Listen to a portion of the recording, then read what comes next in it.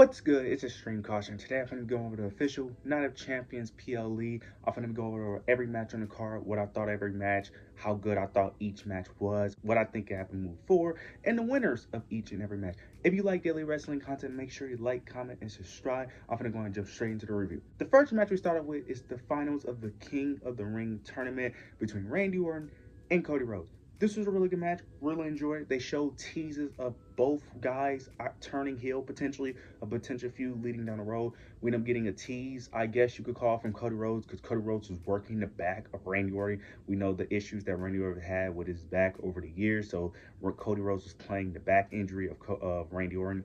We ended up having a moment where Randy Orton, towards the end of the match, was hesitant whether or not he wanted to pump kick Cody Rhodes, which ends up costing him. It didn't cost him the match entirely, but it did end up costing him a little bit, where Cody Rhodes ends up taking advantage of that, ends up hitting a crossroads. We end up getting some really cool spots between Cody and Randy. It was one spot where Cody, after he hit the crossroads, ends up going for the pin. Randy, of course, kicks out. Then Cody Rhodes starts walking towards Randy, try to go for another attack, and then out of nowhere, Randy Orton hits an RKO.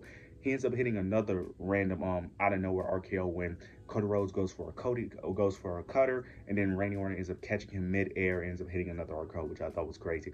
But towards the end of the match, you end up getting a moment where Randy Orton goes for he ends up going for a steel chair, brings it in the ring. The referee takes it away from him, distracts the referee. Then he goes to the turnbuckle, rips off the pad off the turnbuckle to expose it. He tries to put Cody Rhodes' face in the exposed turnbuckle, but that fails, and Cody Rhodes ends up throwing Randy Orton into the exposed turnbuckle. He ends up hitting like his rib area, which ends up hitting the crossroads to pick up the victory. I like what they did here. I like what they did here. This could potentially lead into a feud down the road. This could give a reason for why Randy or Cody could turn, well, mainly Randy, since he lost, to turn heel. I like what they did here. I like the story they was telling here. I like they didn't just tease Randy turning heel. They did more of a teasing of Randy, because Cody, you could technically say that it's not him showing signs of heel due to him attacking the back, because that's just being a smart wrestler. But typically that's more of a heel thing to do, to attack someone who has injuries, to attack the part that they're having injury issues with. That's typically more of a heel thing. But I like this what they did here. I like what they did here. Really good match. Cody Rhodes is going to face John Cena at SummerSlam. Very interested to see how that plays out. Now, they could potentially have Randy interject himself due to him feeling a certain type of way of him losing this match. He can interject himself into the SummerSlam match. I don't think that's going to happen, but it's not out of the realm of possibility. But I like what they did here. And Cody Rhodes is your king of the ring, and he's going to face John Cena at SummerSlam. Most likely going to win at SummerSlam, I'm assuming. Really enjoyed this match, and I can't wait to see what happens at SummerSlam. But Cody Rhodes picks up the victory over Randy Orton. The next match on the card we ended up getting was Raquel versus Rhea Ripley in a street fight. This was a good match. This match actually exceeded my expectations. I really enjoyed this match. Now, Rhea Ripley ends up picking up the victory as I expected, even though I picked Raquel to win. But I just said that by my predictions, I was not confident in Raquel winning. Now, I was right about Roxanne interfering in the match, but her interference had no effect at all. She got taken out very easily. Now, it was one cool spot where Raquel ended up doing a power bomb on like the timekeepers area. Like, it was part of a table, like leaning on, was in the middle of the timekeepers area. She ends up powerbomb Rhea Ripley through that. And towards the end of the match, you end up getting Rhea Ripley doing a riptide on top of a table on the turnbuckle, which was very cool. Now, my only critique of this match was the interference of Roxanne, and Rhea Ripley still wins the match. That's the only thing I didn't like, because you could have had the same thing happen without Roxanne winning. Roxanne was only in the match for like 30 seconds. Maybe I'm exaggerating a bit, but she was in this match for like 2 minutes tops. Like, you didn't really need a 2-minute interference of Roxanne to really push this match. Like, everything could have happened without Roxanne Perez. That's my only issue, because I typically don't like when baby faces dominate 2 to 3 people at a time. I just think it's ridiculous at times. Now, Rhea Ripley is a strong book character, but I feel like this would have just made more sense for Raquel to win if you was going to have Roxanne, because that would have gave more motivation for Raquel to eventually team with Roxanne due to her winning matches because of her. But her losing this match, I'm not saying they're not going to team up, but there's really no story motivation for her to team up with Roxanne. That's just me Personally, I'm cool with Rhea Ripley winning. I just didn't like that Roxanne interfered and they still lost. That just didn't make no sense to me. But Rhea Ripley picks up victory.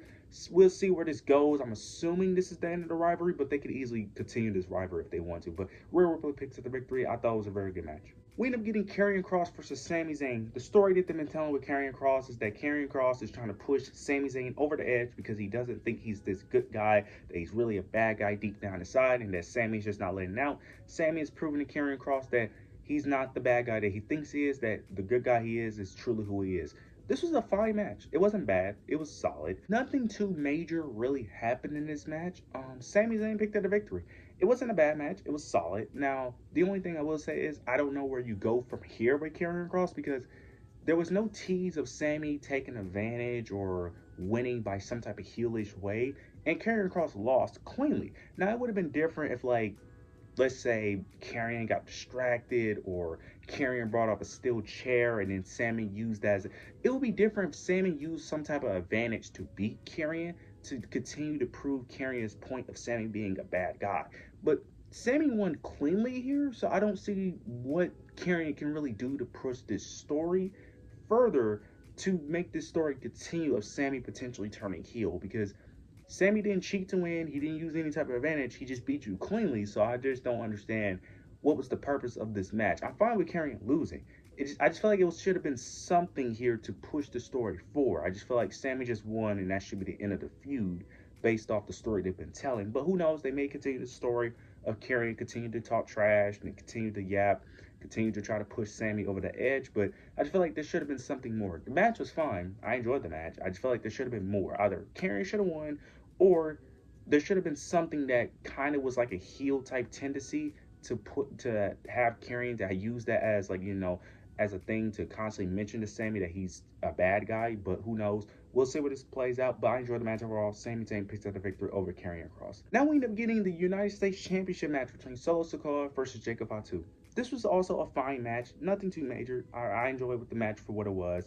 We end up getting a lot of shenanigans, a lot of interferences. Now, this match, I ain't gonna lie, I was little worried because I thought they was gonna do a repeat of what they did with Rhea Ripley and Raquel, where they was gonna have interferences and Jacob was just gonna overcome the odds and take out the entire bloodline. JC Mateo distracts the ref, and we end up getting the return of Tonga Loa. He ends up making his return. He ends up hitting, I think, his finisher on Jacob Fatu. Solo goes for the pin, kicks out. Then we end up getting Jacob Fatu getting the upper hand. He takes out Tonga Loa and Jason Mateo. He ends up getting the upper hand on Solo. He ends up hitting the moonsault on Solo. Goes for the pin. But then you'll be getting Hikuleo, who makes his debut, ends up costing Jacob Fatu his United States Championship. He ends up hitting a choke slam through the announce table, puts him back in the ring. Solo goes for the spike and picks up the victory. I like this. I can't believe I was actually right about Hikuleo making his debut. I was not confident in that prediction at all. I just came up with it because I said, look, if you want to continue this story, Solo has to win. You cannot have Solo lose this match because I knew interference was going to happen. It's a bloodline match.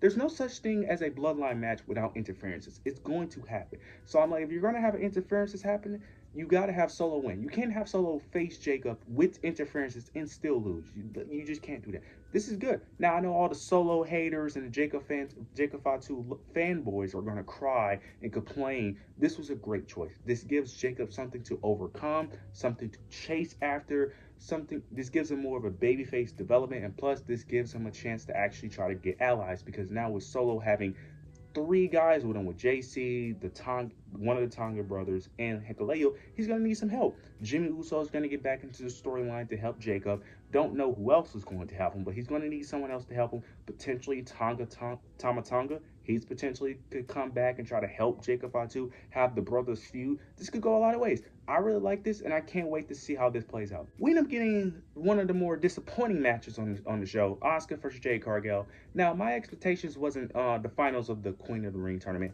I wasn't really excited for this matchup. I didn't have high expectations, but I was very shocked on how much time these women had. These women only had like 10 minutes.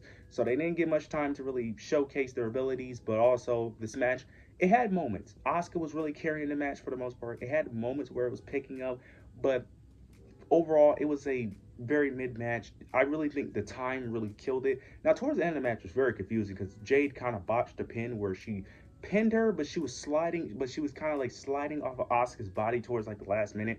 But Jade Cargill picks up the victory. She wins. She's your queen of the ring. She's gonna face Tiffany Stratton at SummerSlam, most likely, if Naomi doesn't cash in before then. But most likely, she's gonna face Tiffany Stratton.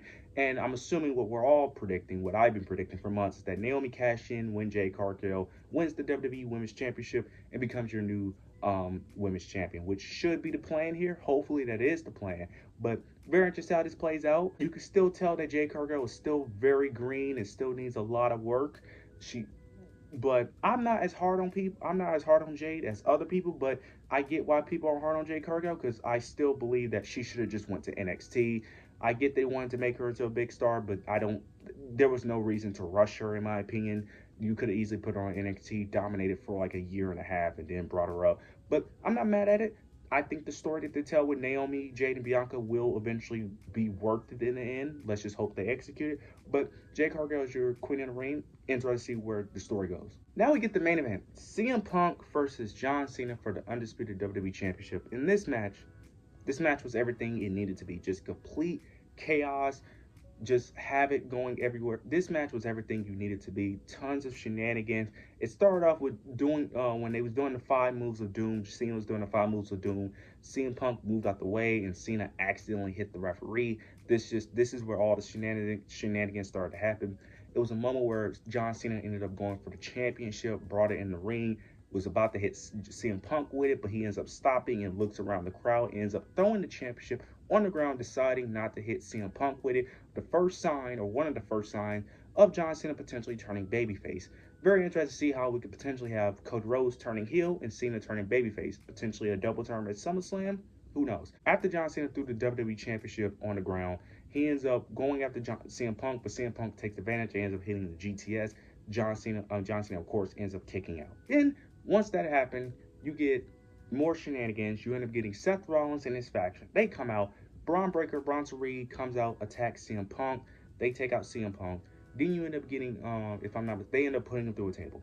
Then you end up getting Seth Rollins coming in the picture. He ends up calling out a referee. The referee ends up coming up, but John Cena ends up knocking the referee down before he gets in the ring. You get Seth Rollins, John Cena, they're going back and forth arguing. Seth Rollins tries to attack John Cena with the briefcase, but he misses. John Cena ends up hitting an AA to take out Seth Rollins. Then you end up getting Braun Breaker. He ends up attacking John. Then you get Penta, of all people. He comes out, tries to take out Braun Breaker. He fails. Then you get Sami Zayn. They're brawling, about to go backstage. Then Penta recovers, jumps off the entrance ramp onto like a level below it, and ends up taking out Sami and Braun Breaker. Then we end up getting Bronson Reed. He tries to attack John Cena. He fails. Well, he was about to go for a tsunami on John, if I'm not mistaken. CM Punk pushes Bronson Reed off the turnbuckle, then off the top rope. Then you get John Cena hitting an AA on Bronson Reed, which is insane. Due to John Cena's age and all that, the fact that he can still do an AA with that much weight on him is crazy. Then you get Seth Rollins back into the picture, because I think CM Punk was like on the ground. He goes for a stomp. John Cena ends up tossing Seth Rollins out of the ring. John Cena pins CM Punk for the victory for the 1-2-3, and he is still your WWE Undisputed Champion. This was great. This was a great match. This was a great way to end it. Arguably his best match of his retirement tour. This was great. This was completely chaotic. This was everything it needed to be. Overall, this was a really good show. Exceeded my expectations. I enjoyed everything on the show. But you guys, let me know your thoughts and opinions down below. Make sure to like, comment, subscribe. But yeah, that's it.